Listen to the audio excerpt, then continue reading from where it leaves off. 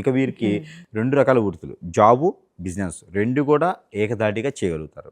ఇవన్నీ కూడా ముందుకెళ్ళొచ్చు. ఇక ఎన్నో రకాలు అనుకుని ఏదనుకుంటే అది ముందుకు రావట్లేదు. ఇక మాకు ఏదో అర్థం కావట్లేదు. నెగెటివ్ థాట్స్ వస్తున్నాయి. ఏం జరుగుతుందో తెలియట్లేదు అనుకుంటే మాత్రం ఖచ్చితంగా అది మీకు జరిగినటువంటి చెడు క్రియ. మనతో పాటు ఉండేసి, మన చుట్టూతో ఉండేసి మనకెవరో చేస్తున్నారని అర్థం. అది పోవాలి అంటే మాత్రం ఖచ్చితంగా గురువుగారిని సంప్రదించాల్సిందే.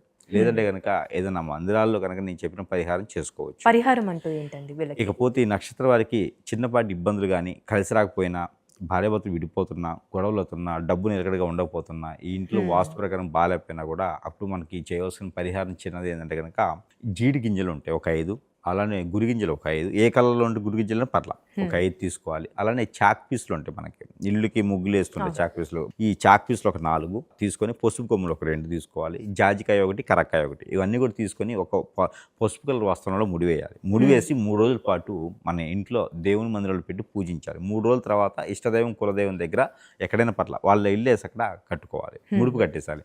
మొక్కుబడులు ఏమంటే తీర్చుకోవాలి. అప్పుడే వీరికి పరిహారానికి సంబంధించినటువంటి విషయం ఉంటుంది. అలానే వీరికి ఏదన్నా జీవితంలో ముందుకు వెళ్ళాలన్నా, అన్ని రకాల ఇబ్బందులు రాకుండా ఉండాలంటే కూడా ప్రతిరోజు కూడా లేకపోయినా 3 రోజులకు ఒకసారి సరే ఒక గుమ్మడికాయ కానీ లేదా ఒక కొబ్బరికాయ కానీ తీసుకోవాలి. ఆ కొబ్బరికాయ తల చుట్టూ తిప్పేసి ఎక్కడ పొదలు కానీ చెట్లలో కానీ పారే నీటిలో కానీ వేసేయాలి.